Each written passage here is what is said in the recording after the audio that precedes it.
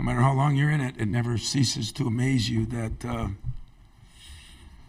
And I thought we had as good as 3 days of practice as we could have. I thought our guys were fresh, sharp. We started out the game pretty good, but I gave a lot of credit to Ohio State and to Chris Holman. I hope that writer was here that asked me questions in Columbus. If he is, raise your hand. But he got his guys to play hard, and I just didn't think we brought it. We were ready to go early. We get a little lead, and you got to give them credit too. They hit some incredible shots, and we just couldn't buy some. So I said to our media for 3 weeks that I didn't think our defense has been very good, and it would get you in a tournament. And so I guess my experience kind of gave the answer. It's a shame, too, because these 3 guys I thought played pretty hard, not always made shots, but for Tyson to only get 8, 9 shots and Joey to get 5, that's kind of our fault as a staff, and we'll look at that. But some blame goes to us on how we played. A lot of credit goes to Ohio State on the job he did, getting them off the dead and competing like they did. They were good defensively. They were good offensively, and made some shots, man. They made some shots. Questions for the student athletes, please raise your hand. We'll get a mic to you.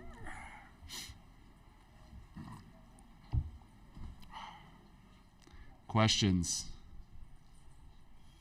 I'll start in the front here. Adam, then we'll go to Chris. For any of you guys, both times you played Ohio State this season, you've had a fair amount of offensive success, and it seemed like you missed some open shots, but it also seemed like they forced you into a few things they hadn't. What was different about playing Ohio State compared to the first 2 times this season? Tyson. I think we didn't move the ball pretty well. We didn't at all. Of course, missing shots factors into that, but we didn't move the ball. We didn't move off the ball, didn't screen well. And then they got into us as they started making shots. Far right-hand side, Chris. For any of the 3 guys, the 3-point defense in particular, and you guys held them down there to 6 of 29, but then they started to hit shots. How much of it do you feel like it was you the last 2 games they were hitting the shots, and how much of it do you think was their offense just getting in a rhythm and hitting some of those? Joey? Yeah, they were in a rhythm. We didn't do a good job defending the 3-point line, but they had 2 games under their belt here already, and we knew that was going to be the case coming into the game, but we didn't do a good job defending the 3-point line. We'll go to the middle. Kyle? From a strategic standpoint, today, what was the problem with your guys' defense in terms of always being in rotation or their 3-point shooting? Like, what was the issue on that end? Jaden? I really would just say we were kind of giving up too many driving lanes, and we were getting put in tough situations because they were confident from 3 today. So you kind of didn't know if you wanted to help or try to stop the ball when they were driving, and that led to rotations and led to them making shots.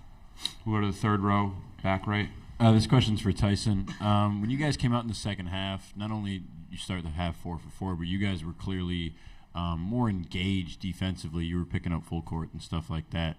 It seemed kind of like when you guys were close, had a chance to tie it and didn't, that kind of fell off. What do you think the reasoning was for that the defense at least kind of took a step back after being so good to start the half? We let them make shots, and that kind of took our energy away. Stuff like that can't happen, especially when our defense got us back into it. We can't let missing shots make us not play defense. All right, we'll go on the right side. Matt? This for any of you 3 guys is I'm wondering about the mindset of the team now. The way the regular season was ending, there felt like there was momentum going. Does this feel like kind of an odd in between to come here, play 1 game, not feel like you play well, but still know there's something else out there? And how do you get back up quickly for that and kind of regain some of that momentum? Joey? Yeah, I mean we're not happy with it. We came here to win a championship, and it felt like a letdown today. Give them credit; they played really well, but we got to turn around and focus our efforts on the NCAA tournament because it's one and done for real. Then all that time, so we got to, get it figured out and just change a little bit of what we need to change here and get it locked in. Take two more for the student athletes. Kyle? Yeah, I had a similar question, so I guess I'll ask Jaden. How do you kind of use this as kind of a wake-up call or motivation, knowing that you got the NCAA tournament coming up next? I mean, today we didn't come ready to play, but we get a second chance in a tournament to kind of turn things around. So we just know we got to put our all into that and make this run. All right. Chris on the right side. This is for any of you three guys. What do you feel the biggest lesson from today is now that it's one and done completely? Tyson. After this? I would say that it's March and it's basically a new season now. People making shots. Things change, so you just got to play basketball like the best you can, play as hard as you can. Can't go over off of their stats from months ago because people get better, teams get better, and today they showed it. All right, you guys can head back to the locker room. We'll continue with questions for Coach Izzo. If you have a question for Coach, we'll start with Rob in the middle on the right side. Yeah, Rob Aller, Columbus Dispatch. Tom, you've done this a long time. No team has made it past Friday that played on Wednesday since 14, I think. Is fatigue overrated, or is it a real thing? It all depends. I mean, you look at with Zanzibar out, I thought they played better. That's not an insult to him. Another three-point shooter in there, and definitely defensively, I mean, so somebody else got a chance. Where fatigue is overrated is excitement and energy is underrated. I'm trying to tell a couple of my guards that your body language, your emotion, your energy makes a difference, Tyson, I thought he played hard all game, and, we had some other guys that didn't play as hard. I don't know why, but when you start making shots like that, things go your way. I mean, they made some shots. I mean, give Suing credit. He acted like a fifth-year senior. 4 or 7. He's just not that kind of shooter. But give him credit on that. And Gale, he gets his chance more now and goes 3 of 3, and a couple of them were tough shots. And the best shooter shot the worst, McNeil. But we didn't guard, and we haven't guarded, and I've been complaining about it. And but I hope you weren't the one that asked me that. You weren't, right? That dumb question on innocent. Oh, he's not innocent. But I've always pulled for coaches and disappointed in how we played, but it just goes to show how college basketball is so like this, and very difficult to coach, very difficult. And I give Chris a lot of credit. Everybody thinks like he's my uncle or my cousin or my brother.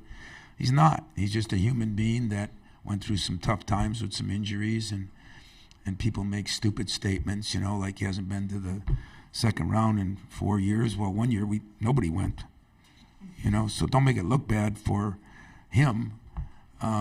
So I figures the guy wouldn't show up for this, and I think he's a good guy personally, but I just, if he hasn't done a good job, then I deserve to be fired because I didn't do a very good job at all. Go on the right-hand side, third row. Tom, you guys are 13-2 this year when you take 20 or more threes. Only 16 today, only 7 in the second half. Do you think with the 1 for 9 start from deep, you guys got a little worried about missing that many and didn't want to keep putting them up? And is that a little bit deflating with how hot you guys were shooting it the last 4 games coming into today? No, I think it was more their defense, to be honest with you. I thought they did a good job. I think they're a better defensive team with the group they got in there. Again, that's no insult. I mean, I'm a better defensive team with certain guys than I am. You have to weigh whether it's offense or defense. But, the great thing about the tournament is we all know defense wins games. We all know the scores are lower. Look at the scores of some of these games. We all saw what happened, a team like Rutgers, who guards the hell out of people. You know, you find a way to win a game, and they find a way to almost win another game. You got to be able to guard, and if you don't defend well and you give up, as Tyson said, drives, then you don't rebound as well. I mean, we out-rebounded them by 2. That's not good for us. So we didn't do any one of them. But I just thought from the head down, our energy wasn't there, and it wasn't fatigue. It was, maybe we thought with Sanzabal, I warned my team of that. I've had it happen. I didn't think they responded that way in any way, shape, or form in a locker room, but I had to address it. So I don't know.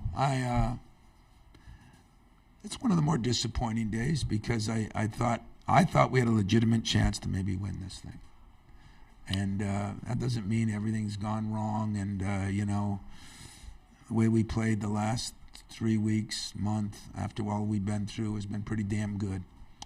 And today we laid an egg, and part of it was Ohio State, and part of it was Michigan State. In the middle, Kyle. In the first half, you guys shot 9 for 29 from the field. In the second half, 12 for 26.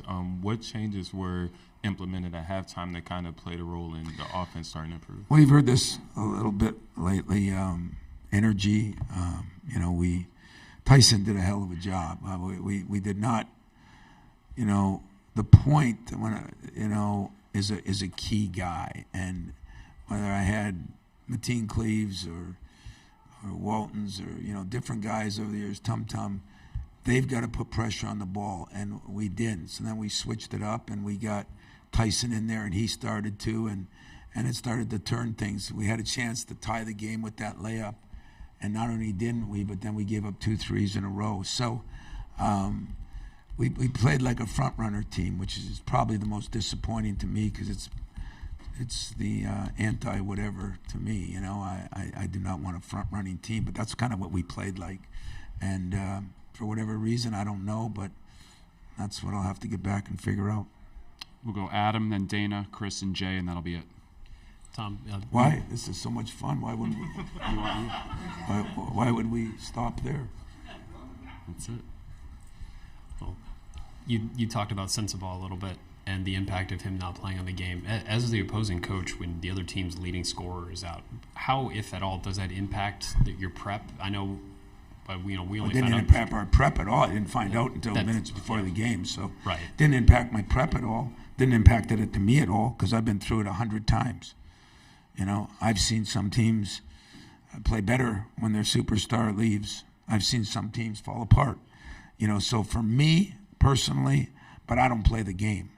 And when I addressed my team with it, I didn't see any reason where anybody took it, like, ooh, good. It has no bearing on it. They've already proven that they've got guys. They've got 6 starters because McNeil, to me, is a starter, has been a starter. So, and Sensabaugh is a hell of a player, by the way. A hell of a player. I just felt like maybe they played different without him. Maybe he convinced them they got to really guard. And a couple of those guys I thought put on a lot of pressure. I thought Roddy really played well. I thought, their center, Okpara, did a good job on the ball screen, stepping up and that, created some problems, and we just didn't handle it very well. But I say all that, I still think it was our energy on the defensive end. What did we shoot the second half? 46, 28, not great, but it was our defensive effort that, those of you that want us to be an offensive team, there aren't many around. So, far left-hand side, Dana. Tom, Chris talked about intentionally growing this team young, playing them a lot of minutes, which it's not really the way college basketball is these days, but he wants to build that foundation, which is not easy. What does that say to kind of see the progress and the struggles that they went through for him to be able to get them to this point? Well, like I said, I give him a lot of credit because I know what it's like in Columbus. I mean, it's not as bad as there in basketball as it is in football, but I know what it's like. And, as a coach, we kept saying on the bench, poor Malik, he just didn't look like he was moving very good, and they had some injuries early, and then they had freshmen, and then they had to deal with freshmen on one side, the transfers in the middle, the seniors on the other side. There's so many obstacles that we all have to go through now, and we have to figure them out. I don't need anybody feeling sorry for anybody, but they're not easy. And I think, the greatest job he did was not this tournament. The greatest job he did was saving them for the last 5 games of the regular season, even when they lost. Other than the Purdue loss, they were playing better for those 5 games. And I don't know about playing them a lot of minutes. I mean, that's okay, but eventually you got to have some subs in that. But right now they're on a high.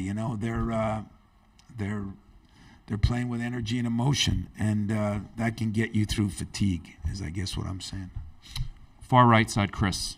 We talk so much about the three-point line and everything, but when you guys did try to go inside, you mentioned Akpara. He had a difference-making kind of game on the boards and with those blocked shots. I guess how difficult is that when you are trying to hit from outside and you get downhill and then you run into a guy throwing shots out of?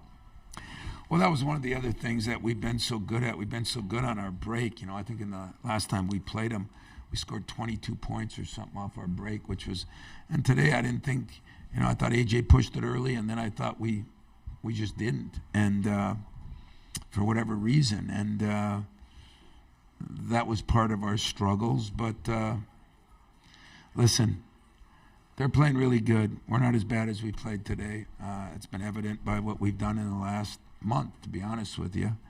But a couple things happened early in that game. We didn't cut out. They got a rebound, and we've been really pushing the envelope to try to make people understand that the little things matter. I was watching a game today, and my pet peeve is free throw cutouts. We lost at Iowa because we did not cut people out. I mean, that went unforeseen with all the threes they hit. There was a missed free throw. We didn't cut them out. They got a bucket. That was the difference in the game. I saw today there was about 4 times when one of the teams didn't cut out at the free throw line and ended up costing them. The little things do matter, but this day and age, I think most kids don't look at it the same way. So that'll be emphasized this week in practice. See if we can do a better job. Last one, Jay on the left side. Mentioned your defensive issues over the last couple of weeks. What can you do between now and the start of the NCAA tournament to get that turned around? Well, that's the beauty of it. I don't have to reinvent the wheel, as I said. We've done that, been there. We played really good defense. We were second or third in the league in field goal. We were first. I think we're still first in three-point field goal. Now, you wouldn't guess it, but we really were. And even when those 2 teams late hit some in the regular season, we were still first. So we've already been there. It's not like but effort is a funny thing, and energy is a funny thing. And sometimes I think when you start playing better offensively, I feel like we got casual defensively. And you saw that one stretch, and we weren't. That should be 40 minutes of that. And that falls on me. So I'm going to find some guys that want to do that for 40 minutes. And today we didn't, and the better team won. They outplayed us in every aspect, offensively, defensively, even rebounding them. We beat them, blocking shots. I give a lot of credit to them. They'll have their hands filled with Purdue. This tournament's about matchups too. And sometimes matchups work for you, sometimes they work against you. But if I wasn't playing against them, I would have been cheering when some of those threes that had no business going. I mean, I'm giving them a lot of credit, so make sure you guys from Columbus, especially my buddy back home, that understands they still made some shots from heaven, and that's kind of what happens, and I give them a lot of credit. If they can keep that going, they'll keep winning. I think those guards could create some problems, and Purdue is really good, but maybe they'll set a precedence and keep winning. I mean, it's been a fun team to watch from close and afar, and tell my guy that probably Chris deserves some credit for that. Thanks a lot. Thank you.